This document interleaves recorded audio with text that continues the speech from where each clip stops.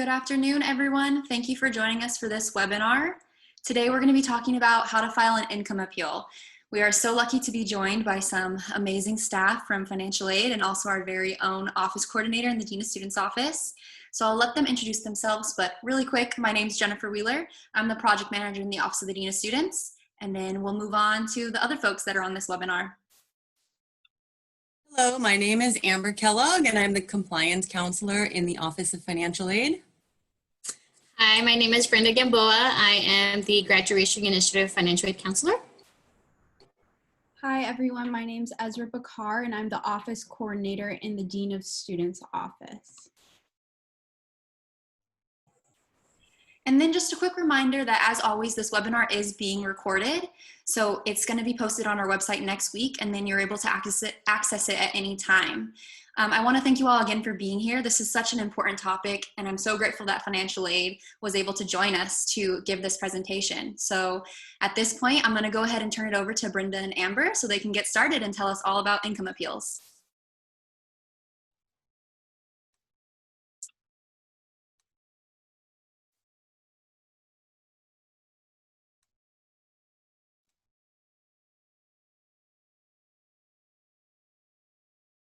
All right. So Income Appeal 101. So we want to go over the basics of what an income appeal is, who's eligible to submit one, and also some timelines to keep in mind. So we first wanted to talk about who can request an income appeal. So students or spouses, if students married, or parents who have had a significant change of income from their 2018 income can request to speak with a counselor to discuss the change of income and if an income appeal should be submitted. So you might have noticed when you filled out your financial aid application this year, the FAFSA asked for your 2018 tax information, which is 2 years ago now. And the reason the FAFSA started asking for tax information from 2 years ago is because it's available to fill out early now in October. So when you might have filled it out last October, the last tax year you had filed taxes was 2018. So it asked 2018 income. If you've had a significant change of income or anyone in your household has since 2018, you might be eligible to submit an income appeal. Also keep in mind that if your expected family contribution is already 0 and your EFC is the number that's located on your student aid report, it says EFC. If it already is 0, you already qualify for the maximum amount of financial aid. So if you don't see any aid on your awards or you haven't been issued an award letter yet, it might be another reason that you haven't received your awards, and you might not, submitting an income appeal would not necessarily be your situation. This is for continuing students. So students who are not meeting satisfactory academic progress cannot submit an income appeal just yet. Brand new students, incoming freshmen, or new transfer students won't have a SAP status yet till you've attended CSUF. But continuing students, if you're not meeting SAP, you'll need to resolve that first before you can submit an income appeal with our office. And also documentation is definitely required for all income appeals. So the counselor that you meet with will inform the student and the parent what documentation will be needed to move forward with submitting an appeal. Next slide. So we wanted to briefly go over a screenshot of what our income appeal form looks like. Now, this income appeal form is not located on the financial aid website like some of our other forms are on the form. This income appeal you have to get from a counselor. Case by case, income appeals are case by case. So we don't have the appeal form just out there. We really want students and parents to sit down with the counselor and go over their specific situation, when the income change happened, who had the income change, what the new income is, and then the counselor will go over this form with you, and you'll submit this form with all your documentation. The first page of this form is on the left, where the student will write their ID and their name, and then there's several different scenarios or common scenarios for an income appeal. one of them being loss of income, but there's a few other reasons. The counselor will go over your specific scenario, mark off what documentation, or have you mark off what documentation you'll need. You'll write the counselor's name at the bottom, who you met with. And then page 2, the counselor will go over with you in the appointment, how to fill out the top part regarding untaxed income for whatever year we're going to be using for the income appeal, any assets that might need to report it, and then make sure the parent or the student, whoever the income change is for, whoever the appeal is for, signs and dates the bottom. If any of this information is missing or not signed and dated, we'll have to send it back. It'll have to be resubmitted, and it could delay processing of your income appeal. Next slide. So how to request an appointment. So to request an appointment to meet with a counselor, you can call our office, same phone number for the Fullerton office or the Irvine office, which is located here. We also included on this slide there our website, our financial aid website, which is fullerton.edu/financial aid. During our summer hours, so this will be until fall starts in the end of August, our counseling hours and times are listed here. Monday, Wednesday, Friday, we're available for appointments from 12:30 to 4, Tuesday and Thursday, 9 to 12:30. And same if you're requesting to speak to somebody in Irvine, or you have a counselor you're going to be meeting with in Irvine, same hours, same phone number. So when you call our phone number, you'll talk to someone over the phone that'll get a brief scenario of your situation, and then they'll set you up to meet with a counselor for one of these days and times where you'll go over in a full appointment of your specific scenario and what documentation you will need to submit with our income appeal form. I'm going to turn it over to Brenda now to go over, once you submit an appeal, then what? Thanks, Amber. So yes, so after you submit your appeal, many of you are wondering how long it takes. So I'm going to go over that information. Please allow 4 to 6 weeks of processing time.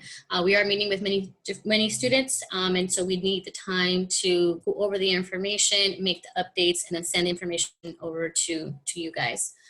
The counselor you meet with will be the person handling your appeal from start to finish, and they will follow up with you if anything is missing or needed and when the appeal is approved. So you can make sure that you have their name, and you can definitely call in if you have any questions, but just know that that's the counselor you're going to be working with from start to finish. Keep in mind, if the documentation the counselor request is missing or inaccurate, and additional documentation is needed, this may delay processing time, okay? So if anything of this sort is missing or we have more questions, we will be the ones getting in contact with you. Your specific counselor will be the one getting in contact with you. Once everything has been completed, you will be receiving an email when your awards have been updated.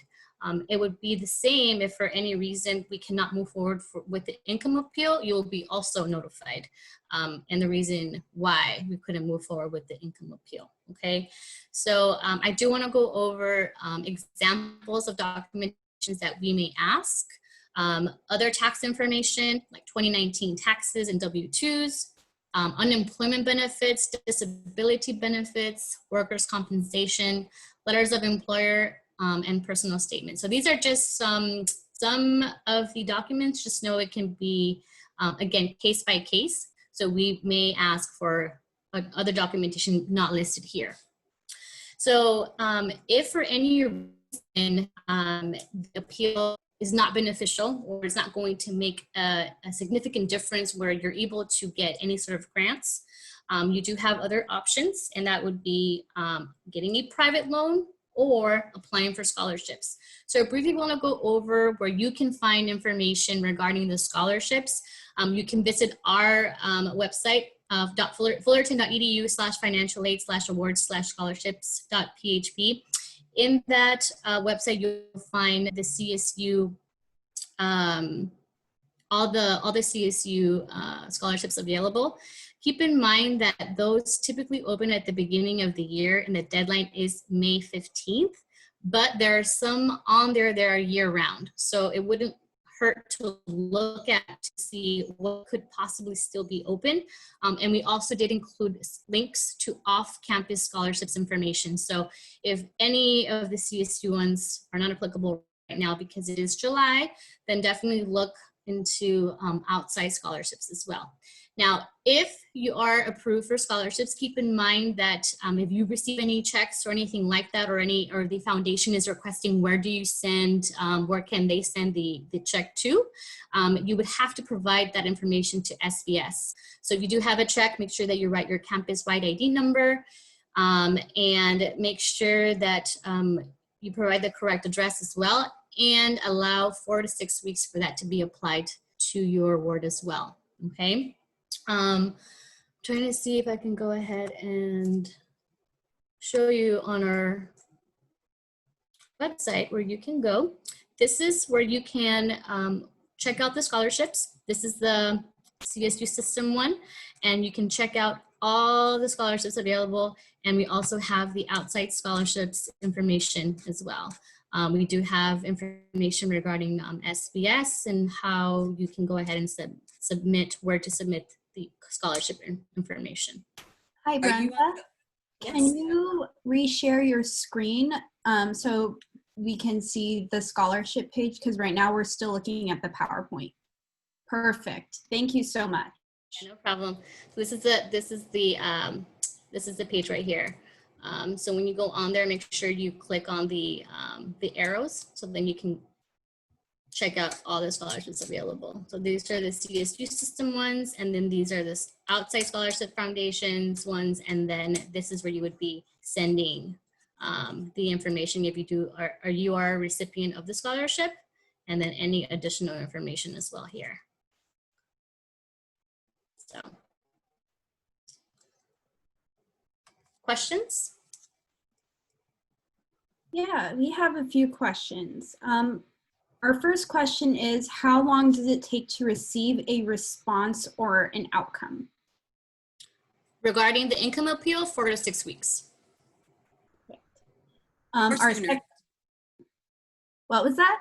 Or it could be sooner, depending on if everything's submitted, everything we request is submitted up front, and we don't need to request any other documentation. Great, thank you both for that answer. Our second question is, how long do I have to submit the appeal? The appeal form, I forgot to mention that. So on our appeal form itself, at the very top, it says the deadlines to submit the appeal.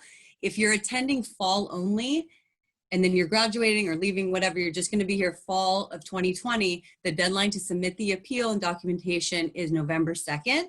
If you're going to be attending for the full academic year, fall and spring, or you're only attending spring, maybe you're taking a stop out for fall and you're only attending spring, then it's April 12th, I believe, to submit the appeal. Thank you, Amber. Our third question is, what can students do if their income appeal is denied? Is there a process to appeal the decision, or what are their options? The only other option would be for scholarships or private loans at that point. Because keep in mind that if we're not able to move forward with the documentation that you provided, then we're not able to make any changes. Thank you, Brenda. Our fourth question is, what other financial options do I have if my financial aid package isn't enough? If financial aid package might include state grant, it might include federal grant, and it might include student loans. So if even doing an income appeal or not approving an income appeal, either way, if it's still not enough, you'd have to apply for some scholarships. Brenda already went over how to find those on our website, but you know, not qualifying for certain grants, you still have loan options as still have loans as an option too. Student loans are still considered financial aid because you just have to be a student to get them. You don't have to go through a credit check or anything like that. Student loans have a lot of benefits as far as repayment plans and when they go into repayment. So some students don't think about their loan options, but that's another option to think about if you're not qualified for grants even after the fact. Thank you both. We do have a few more questions, and since we have time, I'll be asking them. If we have an estimated family contribution of 0, does that mean that I cannot apply for an appeal? That's correct.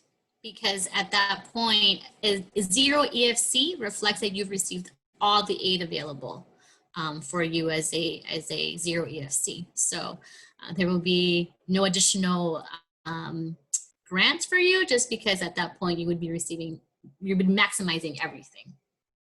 I want to add that there are lifetime eligibility amounts on grants and with loans. So if your EFC is 0, which means you would be eligible for the maximum amount, but this is your 4th, 5th, 6th year of school and you don't see grants on there or loans, it could be another reason. You could have maxed out on your loans, you could have maxed out on your grants, you want to contact our office.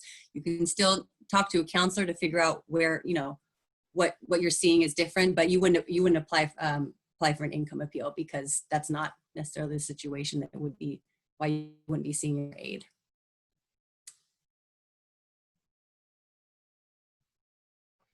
Thank you both for that. Our next question is, if we get unemployment, does that disqualify us from getting an income appeal? No, it does not. How does getting unemployment affect an income appeal in that case then?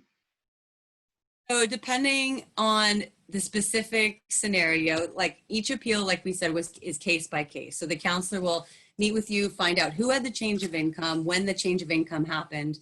If you're receiving unemployment, we would ask for documentation of the unemployment to show that you're no longer working, you're receiving unemployment. And depending on the situation, sometimes the unemployment income might be included in your FAFSA information, and sometimes we can exclude that amount. But really, it would just be the documentation we would need. It's basically showing you're no longer working, and so that's definitely something that we look at and why we would approve an appeal, actually. Perfect. Thank you both for answering that question. Are transfer students able to apply for income appeals? Yes.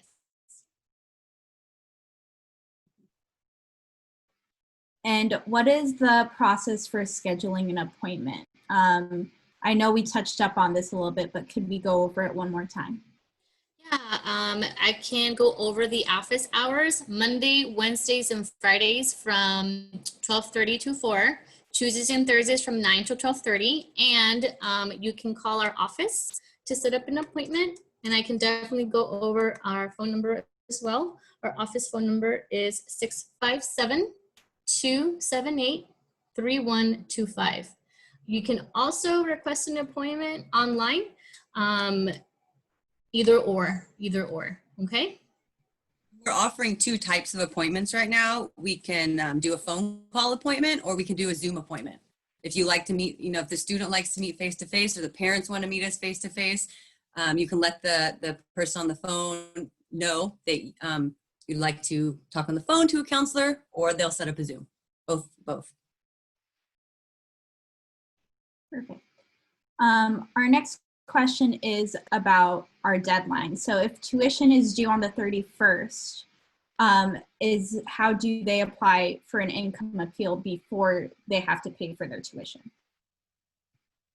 Okay, so for that question is, so if students are requesting an income appeal like now, we can probably say if we're not going to be done by the deadline, we do recommend for students to sign up for a payment plan for now, or accept whatever aid they do have available, while this gives us time to work on the income appeal and see if it's going to make a difference. If it is, then the student will be able to get a refund if there are changes. But just you have to keep in mind that if we see that there's no change, there could be a possibility that whatever aid you accepted, as in loans, would be the final one.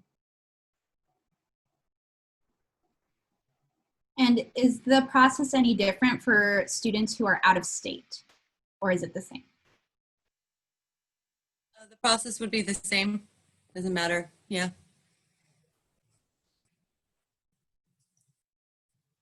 And then is it possible to get an update about when students can expect to receive their financial aid award package?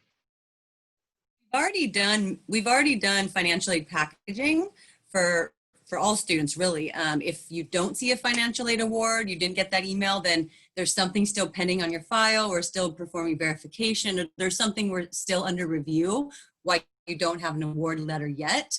But if you were not selected for verification or your file has already been completed and there's nothing else holding it up, you should already have received your award letter saying what you qualified for. So